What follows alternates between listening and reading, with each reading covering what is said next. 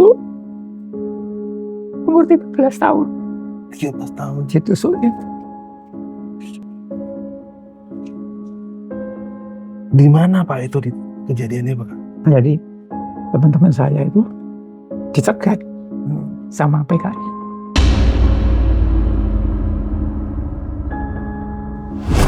Betul, mungkin lebih banyak PKI yang kami daripada kami. Betul itu.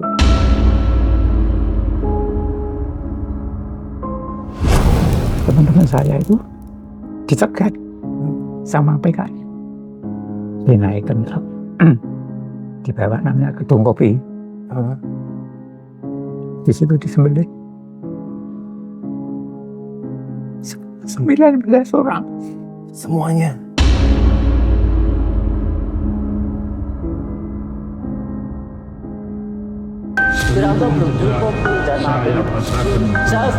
Itu saya dari Pondok Rimbangan dari bawah. Belum setengah kuat dulu. Oh, jadi di sini ada.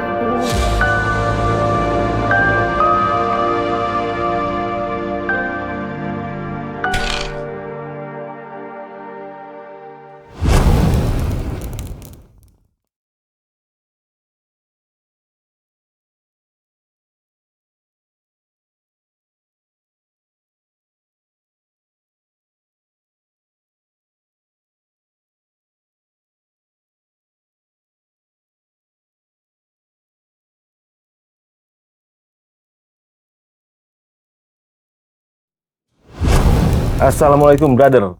Waalaikumsalam. Ketemu lagi di channel Jelajah Malam.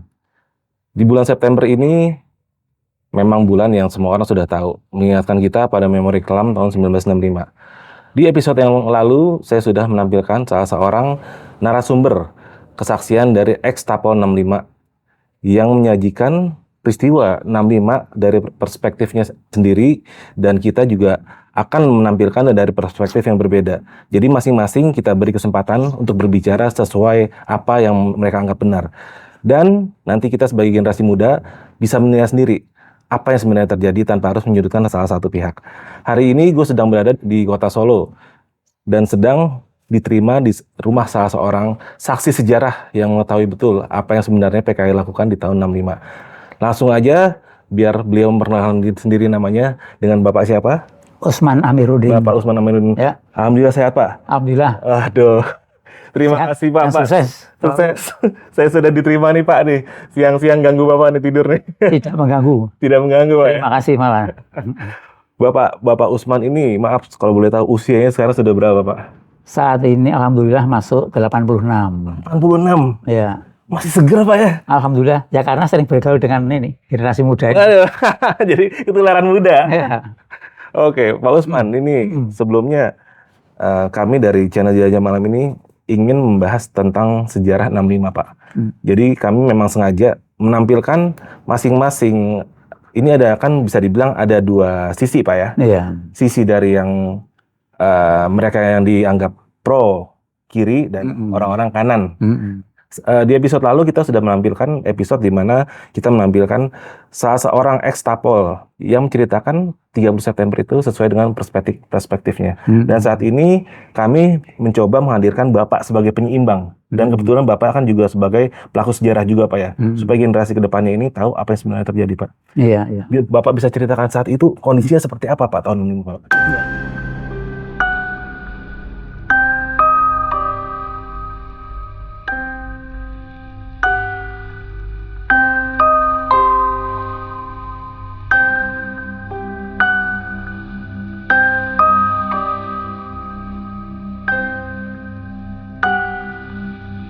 Jadi ada dua peristiwa, yang satu nasional, yang satu regional Solo ya.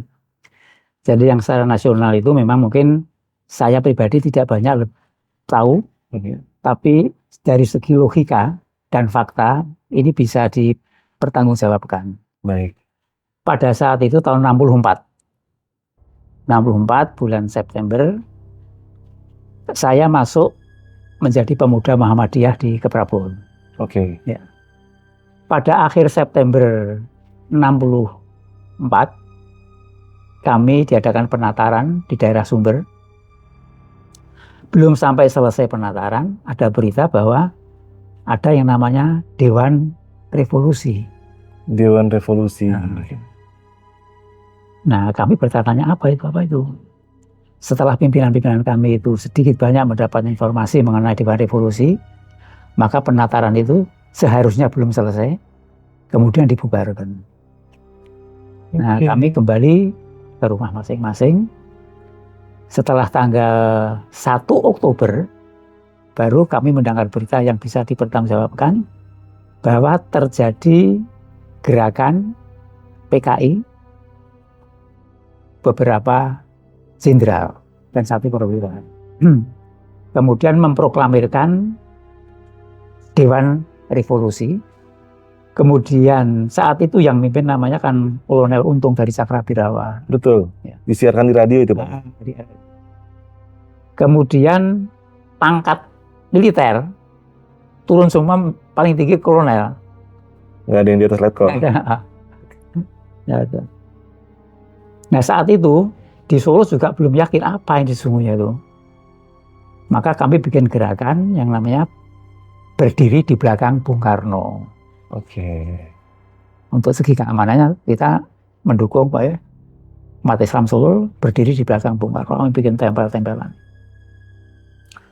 Nah setelah tanggal 2 baru mendapat berita yang resmi bahwa ternyata gerakan ini di belakangnya adalah berintrasnya adalah PKI. Dan ini terbukti pada waktu beberapa jenderal itu kan sudah disiapkan di lubang buaya. Kemudian di sana disambut oleh para gerwani dengan genjer-genjernya. Kalau PKI tidak terlibat melakukan hal seperti itu. Dan mereka mengatakan ini internal Angkatan Darat. Betul. Masyarakat jangan turut campur tangan. Kalau memang seperti itu, kenapa ada sambutan dari para gerwani dengan genjer-genjernya di lubang buaya? Kemudian juga di Jakarta ada beberapa saksi, tapi saya tidak terlibat langsung sehingga tidak bisa menyebut secara terperinci. Berjalan terus, kemudian di setiap kota kabupaten, provinsi, hampir semuanya itu mendukung adanya Dewan Revolusi. Termasuk di Solo waktu itu, wali kotanya adalah dari PKI, Utomo Ramlan. Wali kota yang dari PKI? Iya. Oke. Waktu itu, pas itu. Kemudian mengenai aparat keamanan, hampir semuanya didominasi oleh PKI. Baik itu di Kodim, di CPM, di polisi, di Korem itu, hampir semua itu yang ada kekuatan PKI. Di kota Solo ya? Di kota Solo. Oke. Ya. Nah ini bisa saya sampaikan karena saya orang Solo. Jadi sebelum G30S meletus, itu pemuda rakyatnya PKI ya. Kemudian waktu itu kan masih PNI. Pemudanya namanya Gerakan Pemuda Marhenis. Marhenis ya. Nah, di Solo ini sering terjadi perkelahian. Oh sudah ada gesekan-gesekan. Ya. Oke. Antara pemuda rakyat PKI dengan pemuda Marhenis dari nasionalis. Itu sering. Sehingga teman-teman yang ada di GPM, Gerakan Pemuda Marhenis itu, mendirikan klub-klub, mendirikan organisasi di masing-masing kelurahan. Seperti saya waktu itu di Keprabon namanya Banteng Prabu. Oke. Nanti yang di Kepatean Banteng Pateh. Kemudian yang di Kampung Baru Banteng Tanjung karena kantornya di bawah Pohon Tanjung. Itu sering. Dan kalau berkelahi pasti dibawa ke Kodim yang dihajar dari pemuda Marhenis. Pasti sudah. Karena mereka dukung orang-orang Ya. pemuda rakyat. Ya, karena mereka sudah banyak PKI-nya. Oke. Ya. Sehingga pada waktu G30 meletus, antara teman-teman yang di nasionalis sama umat Islam kan menjadi satu. Nah itu Pak, itu yang mau saya tanya. Pertanyaan saat itu kan ada, bisa dibilang ada 3 fraksi ya. Komunis, nasionalis, dan kanan lah, agamais. Islam. Ini pertanyaan, ini mereka berdiri sendiri-sendiri ataukah gimana Pak? Semula sendiri-sendiri. Oh gitu? Sebelum G30S. Oh setelah itu? Nah, setelah G30 meletus, antara agama dengan nasionalis jadi satu. Oh gabung untuk mengajar komunis? Iya. Oke. Kompak sekali sudah. Oh, clear buat saya. Kompak sekali. Nah, terus? Nah, waktu setelah kita mendengar ada berita gerakan PKI itu, kemudian pemuda rakyat tadi di masing-masing kelurahan, mereka menteror kami. Mereka malam keliling, kami kan tidak berani tidur dalam rumah. Kenapa? Ya takut nanti kalau diculik. Udah sampai tingkat itu, Pak? Sudah. Oke. Sudah. Kita tidurnya di pos. Jadi masing-masing bikin pos. Kadang-kadang tidur di musola, di masjid, di pos. Mereka keliling bawa rantai, bawa pentungan. Hubungi kami. Masuk. Ini bukan urusan masyarakat, ini urusan Angkatan Darat. Tiap malam menteror, makin lama makin mengganas mereka itu. Itu setelah 30 September ya? Ya, sampai dengan tanggal 20 sampai dengan Oktober, tanggal 22 Oktober. Jadi mulai tanggal 1 Oktober sampai tanggal 22 Oktober, Solo mencekam. Golongan agama dan nasionalis tidak ada yang berani keluar. Tidak berani. Kami tidurnya di pos-pos masing-masing tadi. Dan pos itu gabungan. Nasionalis agama jadi satu. Nggak berani sendiri-sendiri ya? Tidak berani. Nah, nanti subuh baru kita pulang ke rumah. Nanti menjelang maghrib ke pos. Itu aja. Di saat siang melakukan aktivitas seperti biasa. Tapi kalau sudah malam mencekam lagi. Iya. Jadi mereka gerak terus itu. Dan pakai seragam resmi dia. Pemuda rakyat. Udah terang-terangan ya? Kalau ini tidak ada keterlibatan PKI, mengapa melakukan seperti itu? Ini kan pertanyaan. Betul. Ya. Logika. Ya. Lebih-lebih tadi kami sudah tidak kuat menghadapi kekuatan mereka. Tanggal 22 Oktober kami minta dibantu dari RPKAD. Waktu itu namanya masih RPKAD ya. Sekarang kan Kopassus tuh ya. Dikirim pas hari Jumat itu. Kami jadi satu, golongan nasionalis dan agama jadi satu, menyambut kehadiran Kopassus ini. Kopassus tadi. Demo besar-besaran kami. Saya mendapat tugas oleh Pemuda Muhammadiyah di daerah Nonongan, dekat ke Prabon. Usman, kamu mimpin, tapi kamu di daerah situ. Nanti menjelang maghrib, kamu harus kembali ke Balai Muhammadiyah, ke Piskemnya. Sudah saya mimpin di situ. Tempat-tempat yang kami lihat itu ada berbau PKI dan Baperki. Kan donaturnya PKI itu kan Baperki itu. Itu kan kumpulan pengusaha Cina. Chinese, iya. Kami rusak tempatnya itu. Kami. Menjelang maghrib, ada oknum dari CPM dan oknum dari Pol AU. Ya, resmi pakainya. Saya. Dek, ini sudah hampir maghrib, supaya ini bubar. Tapi kembalinya ke balai kota. Ke balai kota di sini. Oke. Dalam hati saya, perintah komandan saya itu kembali ke base camp ya. Kok ini suruh bubar di balai kota. Tapi karena waktu itu belum pengalaman, kami lebih percaya dengan aparat resmi. Kirim ke sana semua. Ternyata sampai sebelum di balai kota kan ada namanya geladak itu. Ada peluru dari benteng Vastenburg itu. Tembakan luar biasa. Ditembakin? Tembaki. 4 orang di situ. Saya di dekat situ saya. Untung saya belum sampai ke situ. Kira-kira hanya 100 meter saya sampai di tempat itu. Yang sekarang dipakai BCA. Dulu namanya Percetakan Populer itu. Masih populer. Begitu ada peluru, saya sama teman GPM itu sembunyi di Percetakan Populer itu. Peluru sudah seperti kembang api itu. 14 orang luka-luka. Bahkan ada yang ke rumah saya yang luka-luka itu. Yang 4 orang meninggal di situ. Yang ketembak 14? Yang 14 itu luka-luka. Oh, luka-luka. Yang korban di situ 4 orang. Yang korban meninggal itu semua kena luka tembak? Luka tembak. Ternyata jebakan. Dijebak supaya kita kena perangkap. Berarti oknum CPM saat itu di belakang mereka? Iya. Ya. Sudah. Nunggu sampai menjelang Isya itu. Di Slamet Riyadi sudah seperti lautan api itu, bakari sama teman-teman tempat-tempat Cina, tempat pakai itu. Udah, peluru tidak ada yang bersaluran, saya pulang. Kan dekat rumah saya dengan tempat kejadian itu kan paling 500 kilo, setengah kilo lah. Oh, dekat. Dekat. Nah, sampai di rumah, diberitahu ibu, "Us, kowe mau diikuti sama si Salim." Salim itu masih keponakan saya, tapi tinggalnya di Pasar Kliwon. Dia cerita sama ibu, "Bu, Bang Us mau demo." Iseh, masih demo sana. "Yaudah kamu jangan pulang dulu. Tunggu biar diantar pulang Bang Us." Nekat pulang. Sampai di rumah, saya kadang nangis. Nangis. Kalau ikan pun nangis.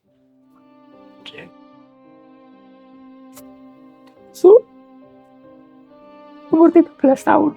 13 tahun. Ditusukin. Di mana Pak itu kejadiannya Pak? Jadi teman-teman saya itu dicegat sama PKI. Dinaikkan truk. Dibawa namanya gedung kopi. Di situ disembelih 19 orang. Semuanya. Ya, termasuk coba ditusuk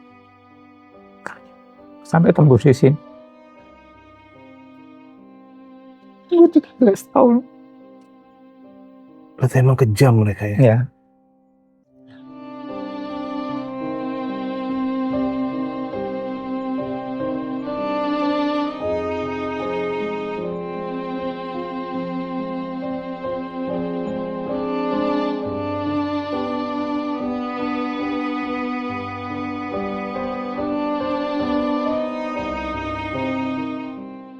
Pagi harinya, keluarga yang merasa anaknya belum pulang pada mencari.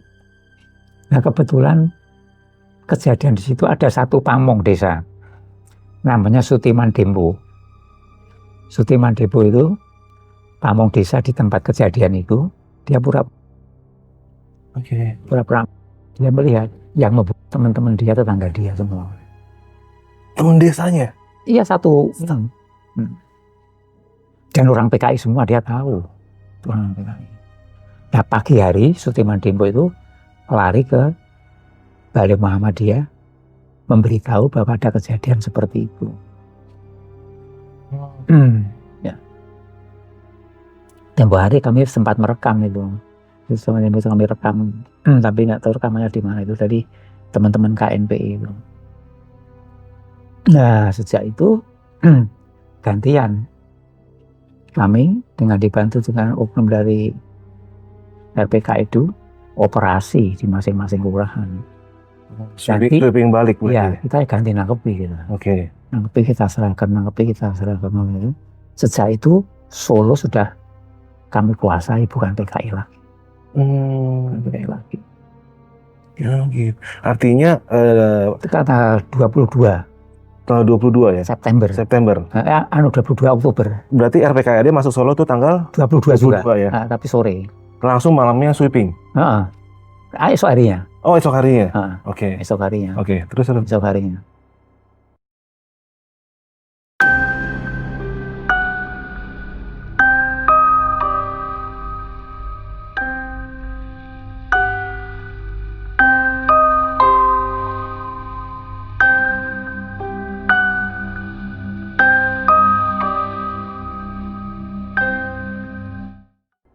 Nah ternyata akhir-akhir ini mendengar berita bahwa di Banyuwangi malah mendahului PKI itu. 18 Oktober itu sudah gerak dia. Yang 62 Ansor diracun itu. Kejadiannya gimana itu Pak? Jadi kepala desa di situ itu mengundang pengajian. Mengundang pengajian dari teman-teman Ansor. Ternyata di pengajian itu diracun. Meninggal di tempat. Makanannya diracun? Ya, dan meninggal di tempat. Yang 3, alhamdulillah masih sadar dia balik memberitahu dan sudah disiapkan 2 lubang buaya, 2 lubang. 2 lubang. Jadi langsung gitu, jadi masukkan ke lubang tumpuk sudah. Sampai sekarang masih ada itu monumen itu. Oke. Ya. Di desa apa nanti saya ada juga itu. Mereka mendahului berarti Jawa Timur ya. Nah, sejak itu kami balas dendam menanggapi mereka tuh betul kami mereka terutama di Jawa Timur itu luar biasa dari Ansor itu membunuh itu. Kebanyakan dari teman-teman yang di Jawa Timur itu kalau ke Solo tidurnya di rumah saya. Oke, jadi base camp lah. Karena di rumah kan ayah sudah tidak ada. Lagi bebas lah ya. Nah, saya kepala rumah tangga dan ibu saya kan welcome sekali. Mendukung. Terus pada cerita, wah aku baru mata ini man. Oke. Ya. Jadi bukan kami yang mendahului. Mereka yang mendahului. Kalau PKI tidak terlibat, kenapa melakukan itu? Ini kan pertanyaan. Ya. Kalau ada yang menyanggah suruh datang ke Solo ketemu saya. Ya. Nanti siapa yang salah, sanksinya apa? Kalau saya yang salah, gantung saya. Gantung saya. Tapi kalau kamu yang salah, kamu apa? Kamu ngakui sajalah, tidak tak gantung. Ngaku aja. Kalau kesalahan umumkan pada masyarakat. Oke, karena Termasuk situ apa? Tadi apa? Anaknya Aidit itu. oh. Ya. Suruh ke Solo. Suruh ke Solo. Ayo, kita adu fakta aja lah. Adu fakta. Ya karena dari podcast kita sebelumnya ada kesaksian yang menyatakan di daerah Pemalang tuh tidak semua damai sampai kejadian 30 September dan kaum kanan diprovokasi oleh tentara akhirnya. Di sini kan ada fakta yang berbeda ya ternyata dari Bapak. Karena itu memutarbalikkan fakta kan. Sekarang yang tidak bisa dibantah saja ya. Yang tidak bisa dibantah. TAP MPRS nomor 25. Itu suara rakyat loh itu. Bahwa PKI musuh negara. Mana yang lebih kuat? Betul. Mana yang lebih kuat? Tapi Pak, akhir-akhir ini kan saya pernah dengar salah satu statementnya Andika Prakasa ya saat masih menjadi panglima di sebuah rapat, dia menyatakan bahwa tidak ada aturannya PKI itu dilarang masuk ke organisasi tentara. Itu menurut Bapak gimana Pak? Ya karena tadi pijakannya itu keputusan Mahkamah Konstitusi nomor 11 tahun 2003 bahwa PKI ya itu sudah punya hak memilih dan dipilih. Berarti sudah hak politiknya dikembalikan penuh. Sehingga tidak ada bedanya antara PKI dengan PKI. Jadi dia mau masuk ke ASN boleh, masuk ke sistem pemerintah boleh, ke militer juga boleh. Karena pijakannya itu tadi. Oh, Andika pun dia berbicara ada dasar hukumnya ya? Kalau saya menyikapi itu, statementnya Andika ini adalah karambol. Artinya gimana tuh Pak? Maksudnya itu, kalau memang tidak boleh, udah DPR keluarkan undang-undangnya. Jelas. Tapi militer itu kan DPR kan undang-undang, peraturan. Betul. Saya melihat seperti itu. Bikin undang-undang, ayo. Kami akan taat undang-undang. Itu bukan orang bodoh Andika itu.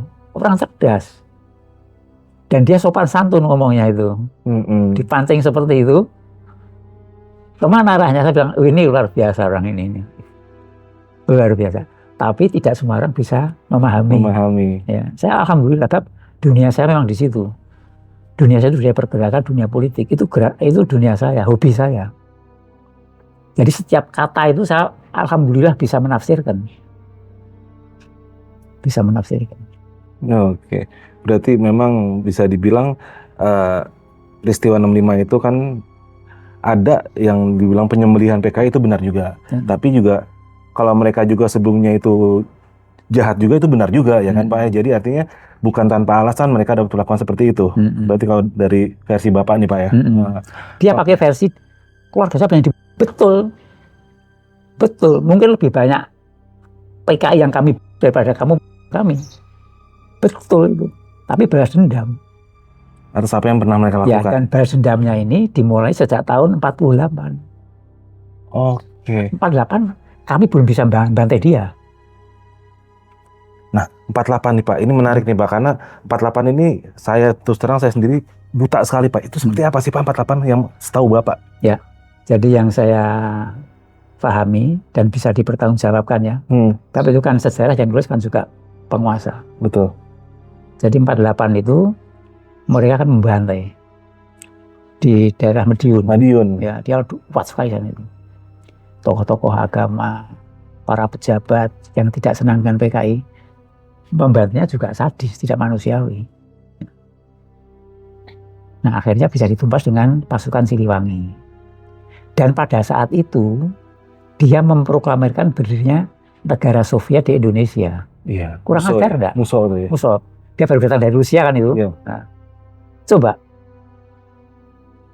mendirikan negara apa itu Soviet di Indonesia. Indonesia. Nah, karena pada waktu itu kan dia menjalurnya ke Rusia. Iya. Dia udah pulang dari sana itu. Kalau 65 kan dia pakai dari Cina. Iya. Nah Pak, dulu Bapak mungkin pernah dengar nggak pas di Madiun itu ada yang namanya FDR itu. FDR itu kan PKI dan FDR katanya kan. FDR itu sebenarnya apa sih Pak? Saya nggak tahu. Saya belum itu. Ya, saya pernah dengar itu katanya dari bekas Perdana Menteri siapa namanya? Yang bergabung sama PKI-nya Musso waktu itu. Aduh, siapa sih di sejarah itu? Amir Sarifuddin. Amir Sarifuddin ya? Ya. Itu dia saat itu fraksinya bareng sama Musso kan ya? Karena dia dipecat atau gara-gara... Kalau saya membaca sejarahnya kan dulu masuknya paham komunis itu kan dari Belanda ya. Dari Sneville itu. Kemudian waktu itu kan yang didekati oleh Sneville itu kan Syarikat Islam. Ya. Nah, di Syarikat Islam pada waktu itu teman-teman dari yang Islam kan belum paham itu apa itu. Tapi setelah paham bahwa itu komunis kan pecah menjadi SI merah dan SI putih. Betul, awalnya. Yang merah kan itu. Ya mungkin dari situlah apa itu kadang-kadang juga disalah tafsirkan seakan-akan pendirinya PKI itu umat Islam. Itu yang pernah saya dengar. Ya. PKI itu asalnya dari Syarikat Islam loh, jangan salah. Ya. Yang bangun Islam sendiri, kan begitu. Tapi setelah tahu, maka pecah tadi. Semula kan belum paham lah. 48 mungkin belum tahu mendalami masalah politik internasional juga belum. Tapi setelah tahu kan pada mundur semua. Nah, ini kejadian 48 selalu seperti itu. Nah, 65 diulangi lagi. Kami baru mampu membalas kejadian 48 itu ya baru di tahun 65. Oke, karena 48. Dendamnya sudah lama aslinya itu. Karena 48 bisa dibilang kita berperang di dua front ya. Satu agresi kedua Belanda berbarengan dengan pemberontakan 48 ya kan. 48, pas kedua itu. Dan benar-benar baru mereka ngerasakannya pembalasan di 65 ini Pak ya. Tapi setelah ya di generasi sekarang ini ya, berarti kalau saya sebagai anak muda Pak, saya melihatnya gini. Jika bakal awalnya sudah Bapak jelaskan tadi, ada sebab ada akibat ya. Tapi ibaratnya mereka pun juga kan ada yang mungkin hanya sekedar simpatisan atau kayak kemarin saya sempat mewawancarai Pak di daerah Pemalang, itu dia hanya ikut kegiatan kesenian di Lekra, dia nggak tahu, bahkan dia buta huruf, dia nggak tahu ini PKI segala macam. Tapi saat 65 terus habis dia semuanya. Artinya kan banyak juga orang yang tidak bersalah Pak ya. Itu tidak bisa dipungkiri kan Pak. Betul, itu 100% betul. Maka saya pernah mengusulkan pada timnya Pak SBY, waktu Pak SBY ngurus tim untuk bagaimana memformat undang-undang partai politik. Salah satunya yang diundang saya, itu di Solo Pos itu. Nah, saya memberikan masukan pada timnya itu, sesungguhnya mengenai undang-undang partai politik, kehidupan partai politik di Indonesia ini perlu dibenahi yang bagus. Kalau ini dibiarkan seperti ini, akan banyak manfaatnya partai politik bagi bangsa dan negara. Antara lain, partai politik itu jangan boleh punya anggota. Yang punya tanda anggota itu hanya pengurus. Anggota sedang dilibatkan. Tapi kalau sampai nanti membina anggota, seperti apa yang terjadi tahun 65. Yang bermain itu elitnya. Yang kena imbasnya akar rumputnya. Mereka tidak tahu apa-apa. Bahkan kalau elitnya ini bisa menyelamatkan diri, ada yang minta perlindungan, ada yang lain lagi. Kalau rakyat bertempur dengan rakyat, Betul, Pak. maka ciptakan swing voters, ya, biar rakyat nanti memilih mana partai yang bagus. Tapi kalau sudah ada ikatan ini namanya ikatan emosional, bukan rasional. Ya. Ini memperbodoh rakyat, karena selalu diikat dengan ikatan emosional. Right or wrong is my political party. Tidak boleh.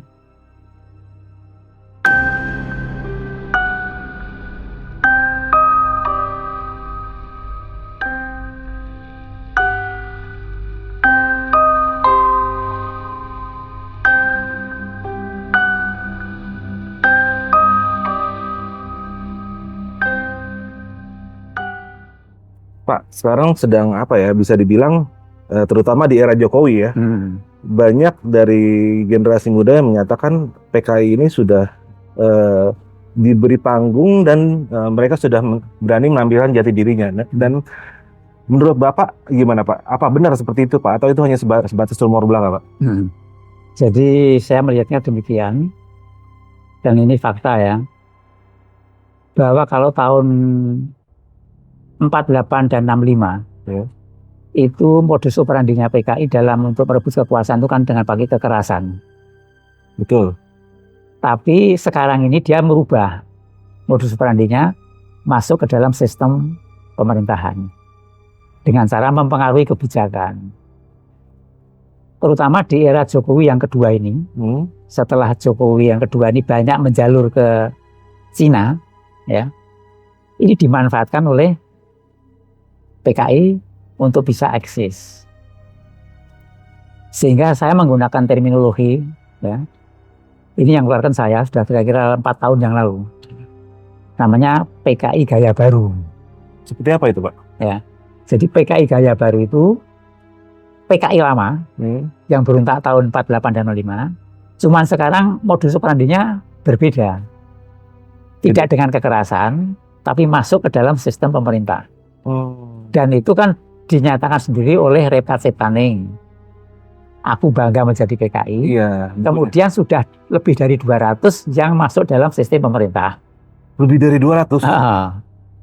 Kemudian anggotanya waktu itu, 4-5 tahun yang lalu, Kapten mengatakan keluarganya ada 15 juta, belum termasuk anak cucunya.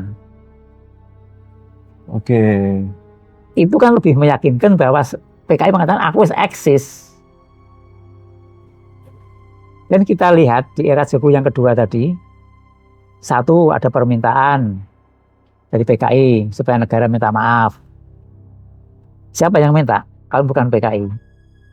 Kenapa tidak dulu-dulu minta? Kok baru saatnya Jokowi? Karena belum dapat angin. Iya, Pak. Gitu ya. Ya. Iya. Kemudian minta TAP MPRS 25 dihapus. Siapa yang minta? Kalau bukan PKI. Kok enggak dulu-dulu minta? Kenapa pas Jokowi? Ya. Kemudian itu tagline G30 SPKI. PKI-nya suruh ngapus. Siapa yang minta?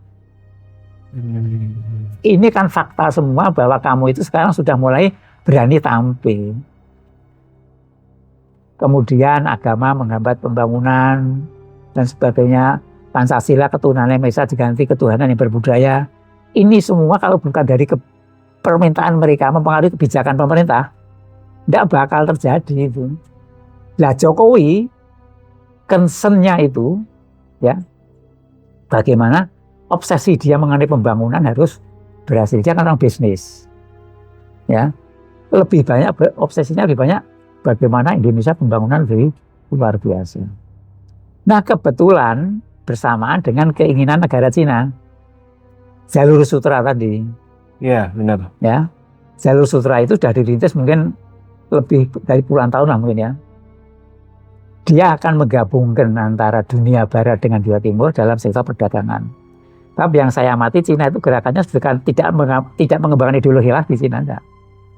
Tapi akan menguasai dunia dengan Ekonomi perdagangan. Dan dia mengatakan bahwa bangsa itu enggak ada. Dunia ini utuh, milik kita bersama. Yang coba ditanamkan mereka ya. Yang ada warga negara, bangsa tidak ada. Bangsa ini utuh. Dunia ini milik kita bersama. Ya milikmu, ya milikku. Kalau kamu mau tinggal di Cina, ya silakan tinggal di Cina. Kalau saya tinggal di tempatmu, ya harus boleh. Ya karena dia punya banyak rakyat untuk bisa disebar kemana-mana. Kayak gitu. Gitu. Kalau dia tidak punya rakyat, dia bakal ngomong gitu. Bener. Ya. Setuju banget Pak. Ya. Iya. Dan jalur sutra ini harus melalui Selat Malaka. Nggak bisa. Selat Malaka milik kita. Maka dia, mumpung presidennya ini wonge bukan dari partai politik, pengusaha, dan buta politik. Betul. Jokowi kan teman baik saya. Oh gitu? Iya. Yang bawa dia karena politik itu saya. Oke. Iya. Tak bawa karena politik, saya yang bawa. Nanti biar didengar sama Jokowi ini. Biar didengar sama Jokowi ini. Dia baik sama saya, baik. Udah. Kasih. Nah, ujung tombaknya apa jalur sutra ini? Ujung tombaknya yaitu agenda BOR dan BRI tadi. Obor. Dulu kan One Belt One Road. Kemudian banyak dikritik. Ganti BRI, Belt Road Initiative. Dia harus menguasai pesisir, menguasai pelabuhan laut dan udara, infrastruktur, jalan tol sebagainya. Itu yang mau digarap oleh Cina. Suruh bangun yang tidak strategis, tidak mau dia. Karena butuh duit Pak Jokowi, tak kasih sebanyak-banyaknya. Nah ini menjadi peluang masing-masing mengambil kesempatan untuk korupsi. Iya. Sudah bancaan. Iya. Elit politik bancaan. Yang penting aku dapat duit. Dah, Jokowi tinggal nulis. Ya, kamu korupsi terus semua. Pada saatnya kalau kamu tidak mengikuti saya, pakai rompi orange. Sudah tersandera. Politiknya seperti itu ya? Ya, maka saya katakan anggota parlemen itu tutup mata, tutup telinga. Yang harus menjalankan fungsi kontrol tidak dikontrol. Lah percuma dia kontrol. Tidak bakal menang, risiko. Kalau dia tutup mata, tutup telinga, enak. Oke Pak, ini balik lagi ke masalah PKI tadi Pak. Ya, ini berarti bisa dibilang analisa Bapak yang tadi itu kalau PKI ini di era Jokowi ini memang dia agak lebih leluasa ya Pak. Iya, berani tampil. Berani tampil ya. Iya, berani tampil, berani proklamasi. Tapi kan kalau mungkin di era 2000-an dulu kita sebagai mahasiswa Pak, saya saat itu menanggapi fenomena ada sebut neo PKI gitu segala macam. Itu kita malah dulu apa iya? Toh Uni Soviet dan Cina aja sebagai negara komunis sudah bubar saat itu. Kan Cina belum seperti sekarang. Karena buat kita itu omong kosong Pak saat itu. Tapi kalau sekarang melihat Cina seperti ini bukan nggak mungkin Pak ya. Artinya dengan kedekatan Indonesia ke Cina, artinya ini akan dimanfaatkan oleh orang-orang PKI ini ya, menjalin hubungan. Jadi kalau saya yakin Cina tidak punya maksud mengembangkan ideologi, tapi masuknya Cina dimanfaatkan oleh saudara-saudara kita PKI tadi, ya, dimanfaatkan. Oke, berarti ini tahun 65 itu dibantu dari Cina dengan senjata Chung itu. Beda sama 48 ya, 48 dari Soviet. Ya. Itu 65 ini Cina ya. Ya. Oke. Cina. Nah kalau kemudian tadi istilah tadi ya, itu kan saya luruskan. Alhamdulillah sekarang yang dipakai kan terminologi saya. Jadi kalau kita mengatakan komunis gaya baru KGB, kemudian neo PKI, neo komunis, ini semua menjadi bumerang kalau kita pakai istilah itu.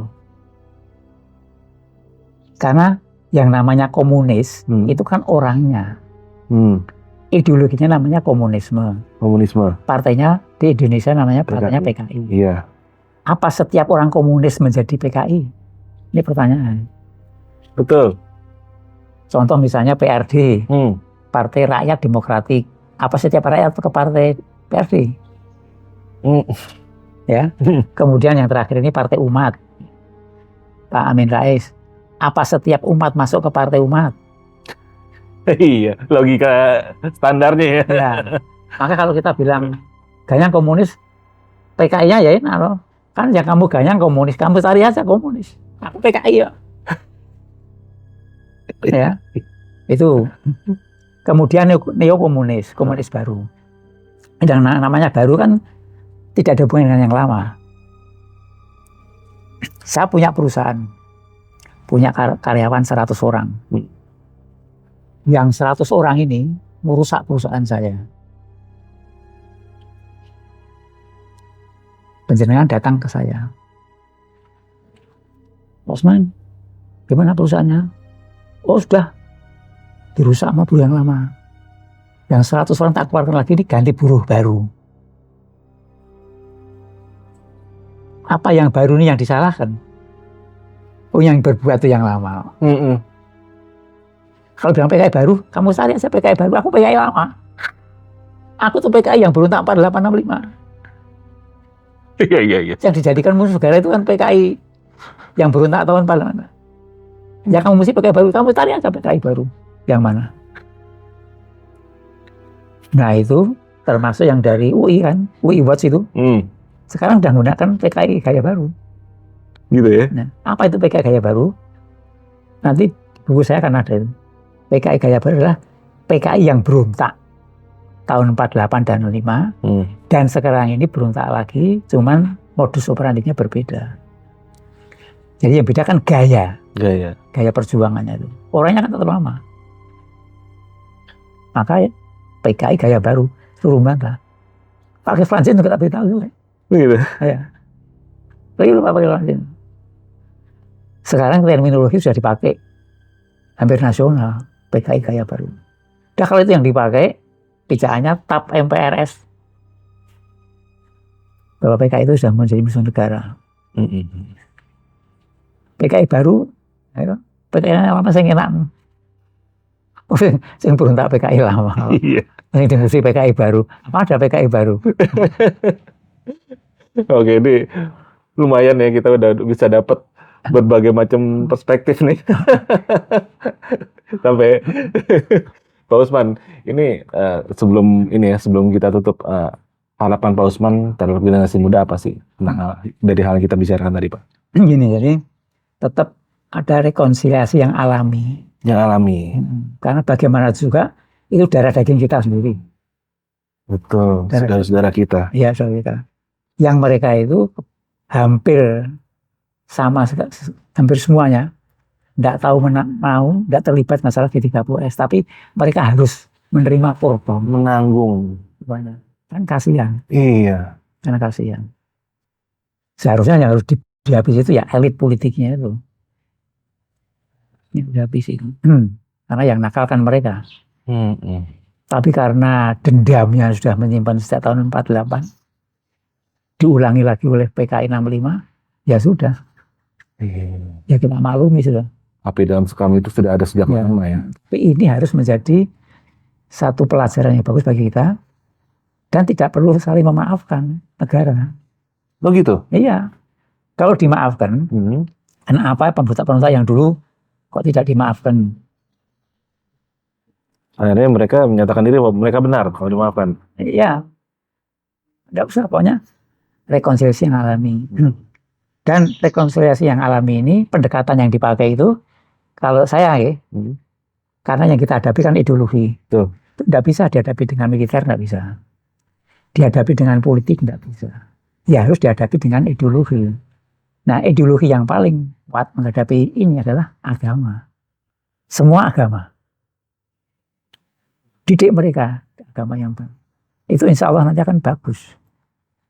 Tapi kalau didekati dengan militer, dengan politik, seperti mereka semakin militan malah jadi ya, kan? Seperti apa yang dikatakan Bung Karno, bukunya di bawah bendera revolusi halaman berapa itu saya ingat.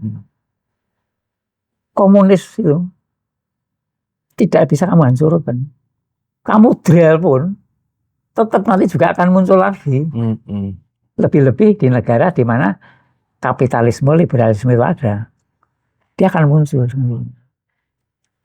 Bung Karno sudah ngomong seperti itu, maka tidak bisa dihadapi dengan kekuatan politik yang militer, tidak bisa. Agama. Dididik agama ya. Agama. Emang itu obatnya Pak ya. Ya, sudah. agama apapun lah. Kan agama tidak mengajarkan benturan, Betul. kasih sayang, Betul. saling menolong. Iya. Ini luar biasa nih dari Pak Usman nih. Ternyata obat dari PKI itu adalah agama itu sendiri, bro. Jadi nggak bisa kita represif sama mereka, nggak bisa kita keras ke mereka. Tetap pemahaman. Dan tidak boleh. Memang tidak boleh. Tidak boleh, jangan kita lakukan seperti itu. Oh, mereka itu yang diperjuangkan ideologinya. Benar. Ya kita luruskan. Kalau dengan ideologi kita kan masih belum mampu untuk menghadapi mereka. Toh ternyata Pancasila tidak mampu menghadapi mereka. Kan 65 itu yang kan hampir umat beragama, umat Islam dan militer. Iya. Bukan dengan Pancasilanya kan. Iya, setuju Pak. Gitu. Umat beragama dan militer ya. Iya. Sudah, semua agama itu dijadikan peran penting di dalam berbangsa bernegara. Agama tegakkan. Agama pun juga. Karena agama tidak pernah mengajarkan permusuhan. Tidak ada. Kalau toh ada 1-2 orang yang mengajarkan seperti itu, ya memang dia orang nakal, itu harus dikasih pelajaran. Setuju Pak. Ya, kasih pelajaran. Ya. Oke deh kalau gitu.